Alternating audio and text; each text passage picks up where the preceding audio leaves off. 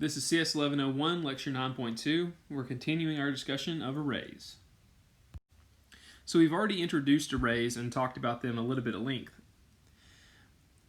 One of the nice things that's built into the Java language for processing arrays is a type of for loop called a for each loop. So in the previous lecture, we processed arrays using a for loop something like this. For int I, the counter variable, initialized to 0, then the test would be I less than array dot length, and this is the length field, not a method. And you can tell that because there are no parentheses on the end of it. And then inside this for loop, we are using I as the index to our array. And this is a completely acceptable way to access the elements of an array in a for loop. The for each loop is very similar. However, it anticipates that you're going to want to do something with each value in the array. So you can use the following syntax. For, and then in the parentheses, you declare a type for the type of variable that is stored in the array, and then a placeholder variable, colon, the array. And then you can write statements in this for loop which make use of the value stored in the placeholder variable. Let's look at an example of how this works. So we declare some integer called sum, and we're wanting to find the sum of all the elements stored in the array called numbers. So a for each loop, to be able to sum all the elements in numbers, would look like this. For, open parentheses, the type of placeholder variable, and we'll call our placeholder variable n, colon, and then the array. So what's happening here is we are declaring a variable n, and each iteration of this loop we are assigning the next element of numbers to the variable n. And then all the statements in that loop can make use of n rather than having to generate an index and successively evaluate the elements of the array. So inside the for loop we say sum plus equals n. So the first time through this for loop, n is going to take on the value of element 0. So sum plus equals 0. So whatever the value stored in the first element of the array is going to be added to sum and stored in sum. Then we hit the end of the for loop, come back to the top. As long as we still have more elements in the array to process, we are going to take the next element, so in this case element 1, store that in n, and then process the statements in the for loop. And then in this example program we are calculating the average by dividing the sum, cast as a double, by the length of the numbers array. So this would be a way of calculating the sum of this array, so the sum of each element in the array, and then calculating the average. So the way that you should read this for loop is for each integer n in the array numbers, do these statements. However, the for each loop is only useful when you want to read values without modifying the array. The reason is because we are actually copying the value from numbers into the variable n. So if we modify n, it does not actually modify the element of the array. So be aware of that. This is helpful, and it's a nice syntax to use for when you want to access elements of an array, but if you want to modify elements of the array, then it's not very helpful. Also, if you need to know the specific index of the element that you're currently processing, then this may not be the appropriate way to go. Because in the example here, we have for each integer n in numbers, if n is equal to some target, return the index. But we don't know what index we're at. So we would have to establish a separate counter variable and keep track of the count, at which point it would have been easier to have used a traditional for loop that has a count built in. Speaking of things you can't do with arrays, remember, you cannot resize an array. So the only way to change the length of an array would be to create an entirely new array. So you cannot write to the length field. It's a read-only attribute. So we can access the length field, but we cannot write to the length field. We also can't compare arrays using equals or the equals method built into the array object. Both will return false, even though these two arrays contain all the same elements. A1 and A2 contain 42, minus 7, 1, and 15. However, if we attempt to check if A1 is equal to A2, this will return false, always. The reason is because, remember, we're dealing with objects. So A1 doesn't hold these values. A1 holds the location of this array in the heap. So this variable A1 actually holds the reference, which is the address of this array object. A2 holds the address of this array object. And they're not the same objects. They exist in two different places in the heap. They may look the same, but they're not the same because they are stored in two different locations in memory. So when we compare A1 and A2, what's actually happening is we're comparing the address stored in A1 and the address stored in A2. Therefore, it's not the same address, it returns false. A1.equals A2 returns false for the same reason, because the built-in equals method to the array object does not compare each element of the array. Another thing you can't do is you can't directly print an array. So you could not say, here's an array that we've declared called A1, print it. That won't work. What you're going to see is something like this. Because remember, what's inside A1? Yes, A1 has a reference to this array object in memory.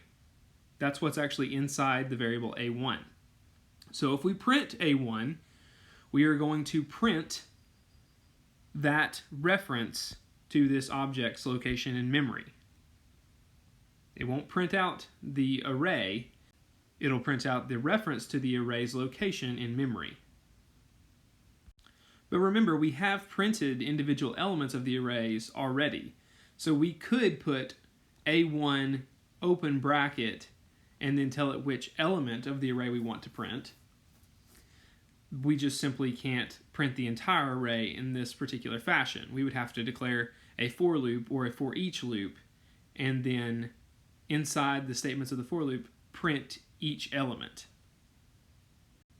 So we've made use of the java.util package multiple times thus far in the course.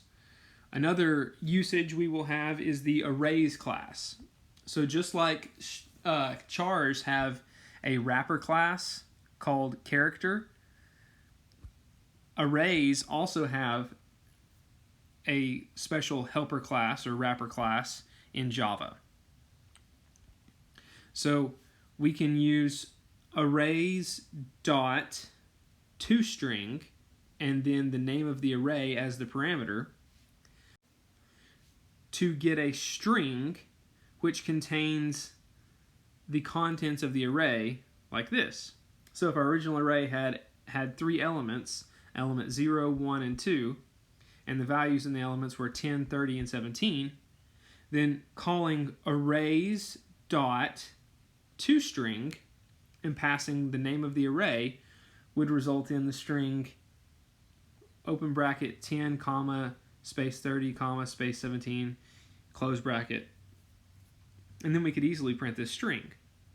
So this would be an even easier method of printing an array than having to use a for or for each loop to process each individual element. We could just use arrays.toString, get the string representation of the array, and then print that. That's nice. We have the arrays.equals method, and we would pass two arrays, and this will return true if the two arrays contain the same elements in the same order. So this is how you would compare two arrays to see if they contain the same values.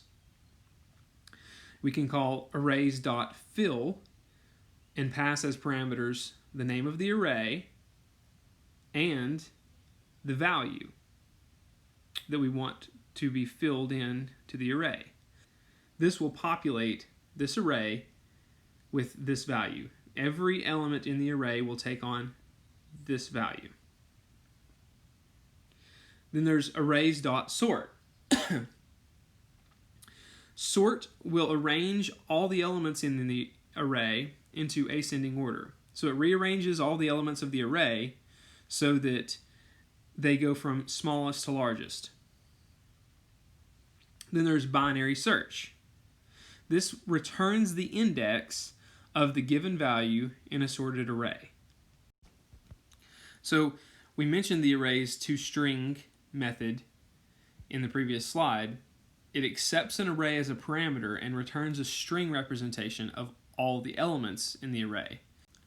This is often useful when we are printing arrays. So we talked about that we can't just call printline and give it our array E. However, we can call printline and pass it arrays.toString of E. So here we have some preamble that we want to print to tell what we are printing, and we are concatenating this string with the string returned from our arrays.toString method. Now notice, it's not e.toString, it is the class arrays.toString, and then the array is passed as a parameter. That's because this method is not part of the array object. This is, like I said, similar to when we dealt with the character class. You can't have a character variable and use the dot operator on it. So we had to have the character class to have methods to deal with characters. Well, there are some methods built into arrays, but we wanted more. There were other things we wanted to do. So we have this other class called arrays, and we access the methods built into arrays via arrays.methodName, and we pass the array that we want to apply the method to as parameter to the method. So in this case, arrays.toString, and the parameter is E. And the output would be E is, and then all the contents of the array. To be able to make use of arrays, the class arrays, you need to remember to import java.util.star. So now, let's look at using an array to solve the weather problem that we brought up at the beginning of the previous lecture. So we want to allow the user to choose how many days of temperature that they would like to type in, then allow them to enter a temperature for each of those days, calculate the average, and then check to see how many days were above that average. So let's talk through this code that we think will solve that problem.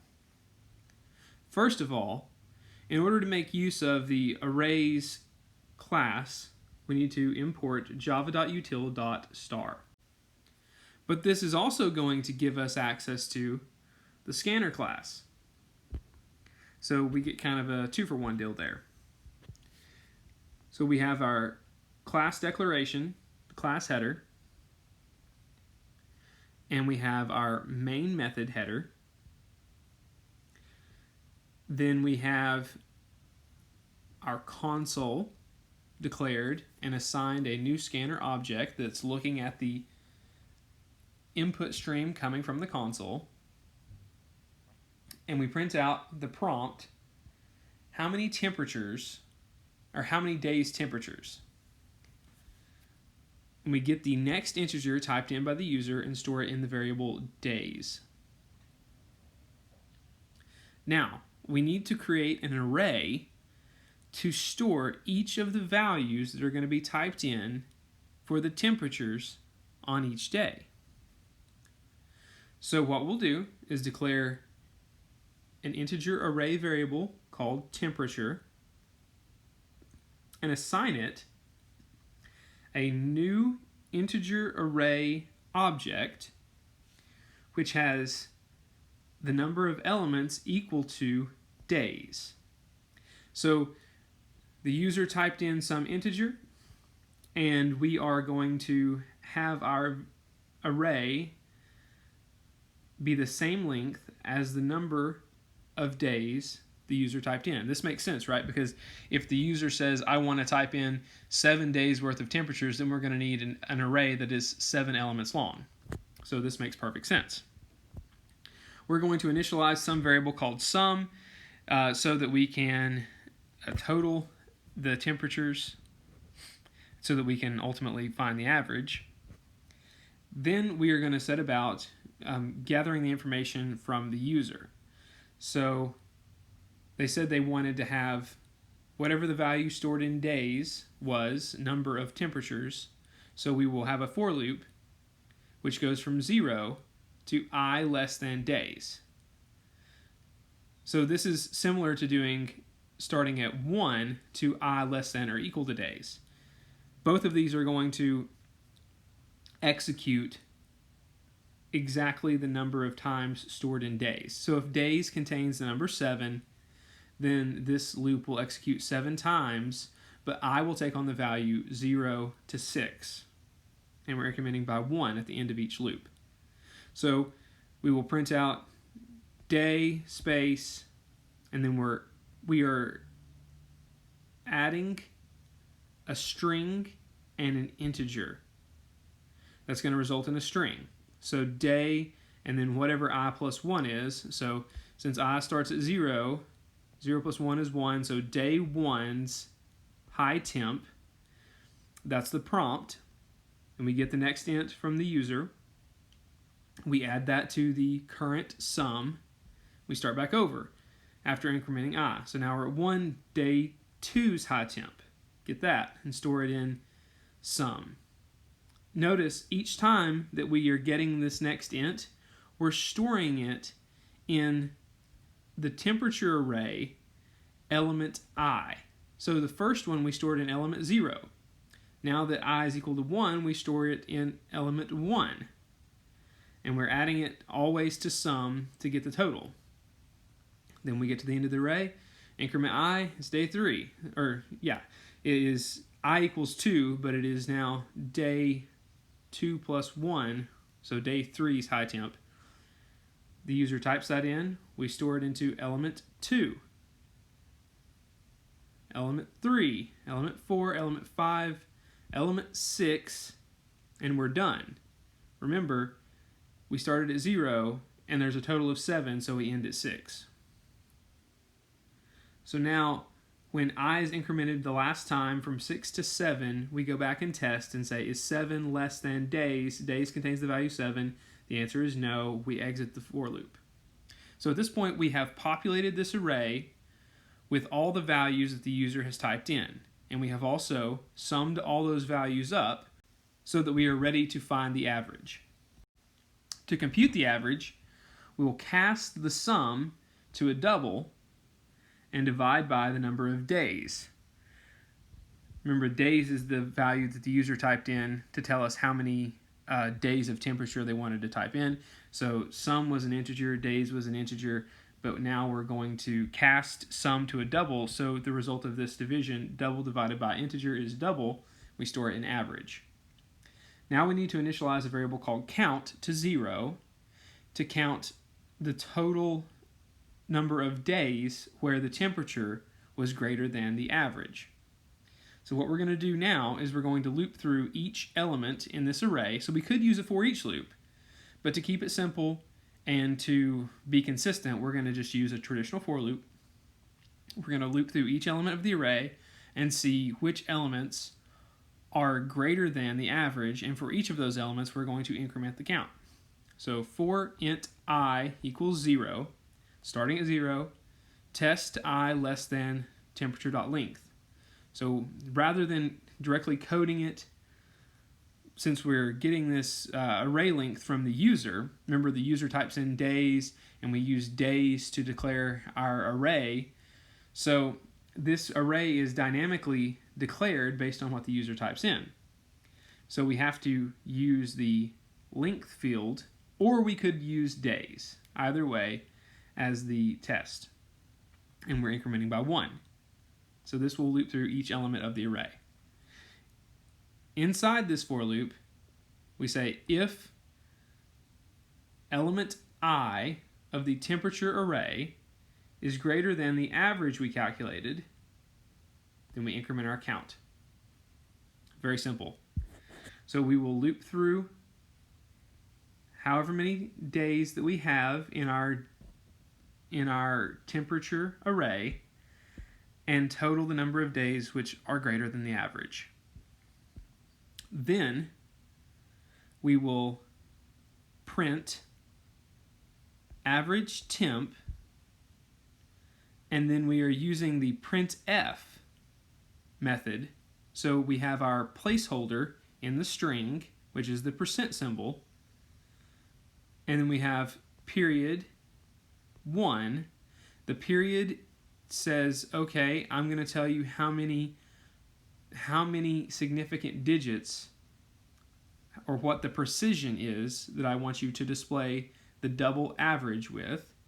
So think about it. If average stored the number 3.197576534, some really, really long, annoying decimal, we don't actually want to print all of that decimal. So it's better to use a printf method than just a print line, because in this situation, we would wind up printing out all those decimal places and it would look really bad. So instead of doing that, we use a printf method, and whatever the value of average is will be inserted into this string in the placeholder's location. And with the period, we're telling it, I want you to have 1 decimal place. So if it was the value 39.1234, it's going to round it to 39.1. So 1 decimal place, and we're telling it, expect a floating point number. That's what the F means. So percent is the placeholder, period is the, hey, I'm about to tell you how much precision I want. I want 1 decimal place, and this is a floating point number that I'm going to put into this placeholder. And then we end it with a new line so that we have a carriage return to the next line. Then comma, so there's 2 parameters to the printf. There's the string with the placeholder in it, and what we want to go in the placeholder. So this will populate this percent with, like we said, if average held 39.123, this will read average temp equals 39.1 followed by a carriage return. Then we print line the number of days, and then the string days above average. The count stored how many days had temperatures which were above the average. But let's see if we can extend this. We want to also print out the 2 coldest days and the 2 hottest days. But we want to avoid having to explicitly search through the whole loop. So what's a more clever way that we may be able to go about finding the coldest and hottest days in this array? Well, it'd be a lot easier if the array was sorted, right? So if all the values in the array went from lowest to highest, then it'd be a lot easier, because the coldest would be the very first element in the array and the hottest would be the very last element in the array. So if we wanted the 2 coldest, it'd be the first two elements, and the two hottest would be the last two elements. Hey, we can just use the handy-dandy arrays dot sort. So remember, arrays dot sort and then passing it the array is going to reorganize the array into ascending order, so smallest to largest. So we call arrays dot sort and pass it the temp array, the temperatures array, and this will sort the array from coldest to hottest. Then to print the two coldest days, all we have to do is print element 0 and element 1. To print the two hottest days, we use our formula, which is the length field minus 1 to get the last element in the array. And we also print the second to last element in the array by doing temp.length minus 2. So this sort method gives us an easier approach to finding the max or the min value than having to do an explicit search where we go through and loop over each element of the array and check it against the current max and the current min until we've checked every element and then return the max and min, like we've done in the past using for loops. Using the sort allows us to sort from smallest to largest, so we know the smallest values in the front, the largest values in the back.